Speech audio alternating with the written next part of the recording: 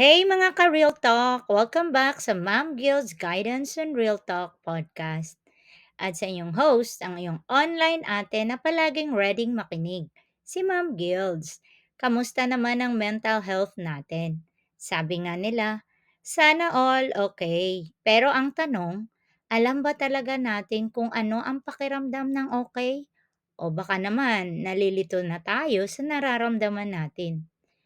For today's topic, pag-usapan natin ang stress versus depression. Grabe, ang daming nagme-message sa akin na, "Ma'am, I think I'm depressed na." Pero pag kinakausap ko, halos lahat ng stressor sa buhay nandyan. Hindi ako doktor, guys, ha. Pero as a guidance counselor, nakikita ko na madalas na pagpapalit natin ang stress at depression. So, ano ba ang pagkakaiba? Simple lang. Tandaan natin, ang stress ay reaction ng katawan natin sa mga challenges. Parang sa thesis defense mo yan. Ramdam mo ang kaba, ang pressure, ang puyat. Normal yan. Ang stress ay specific trigger. Example, stress ako sa exam ko bukas. O, stress ako sa trabaho kasi ang daming deadline. Pag natapos na ang exam o na-meet mo na ang deadline, usually gagaan na ang pakiramdam mo. Ang depression naman iba. It is a serious medical condition. Hindi lang siya bad mood or sad feeling. Kadalasan, wala siyang specific trigger. Pakiramdam mo mabigat lang talaga ang buhay. Walang dahilan. Mawawalan ka ng gana sa mga bagay na dati mong gusto. Magiging irritable ka. Mababago ang sleeping at eating habits mo. It's a state of a prolonged sadness and hopelessness na tumatagal ng linggo o buwan. Kumbaga sa thesis, hindi ka lang stress sa defense, kundi ayaw mo na talagang gumawa ng thesis.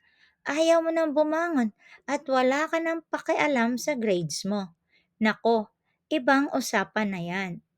So please, huwag nating madaliin na i-label ang sarili nating depressed. Minsan, stress lang talaga tayo. Normal yun. Bakit nga ba hilig natin mag-label agad? Kasi siguro, uso na ang mental health talk. Pero minsan, nagiging trendy na rin. Parang kapag sinabi mong stress ka lang, hindi ka in. Pero kung sabihin mong I'm depressed, parang mas malalim ka. Guys, let's stop this. Ang pagkilala sa totoong nararamdaman natin ay unang hakbang para gumaling tayo. So paano natin malalaman ang pagkakaiba? First, i-identify mo ang trigger. May pinanggagalingan ba ang bigat ng pakiramdam mo? Second, duration. Gaano nakatagal yan? Ilang araw na ba yan? Number three or third, severity. Sobra ba siyang nakakaapekto sa daily routine mo? Kung ang sagot mo ay oo sa lahat ng tanong na yan at tumagal na ng more than 2 weeks, please consider talking to a professional, a psychologist, a psychiatrist, or a guidance counselor. May mga tao na trained para tulungan ka. Tandaan, ang stress ay parte ng buhay. Ang depression ay medical condition na kailangang gamutin.